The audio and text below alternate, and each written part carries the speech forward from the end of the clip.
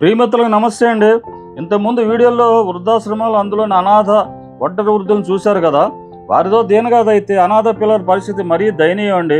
ఇప్పుడు మీరు చూస్తున్నది అలాంటి చైల్డ్ హోము. అందులో బాలల్ని దాతల సాయంతో వారికి చేస్తున్న అన్నదాన కార్యక్రమాన్ని.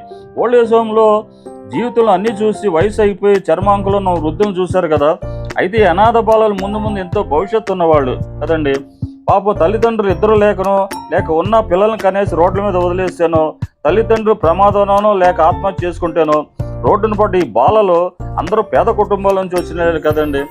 మానవత్వంతో కొంతమంది వీరిని చేరదీసి సహృదయులైన దాత సహాయంతో అనాథ పిల్లలకు ఉండటానికి నీడ, ఆహారం, బట్టలు ఇచ్చి వారి ఆరోగ్యం గురించి శ్రద్ధ తీసుకోవడమే కాకుండా మంచి చదువులు కూడా చెప్పిస్తున్నారండి.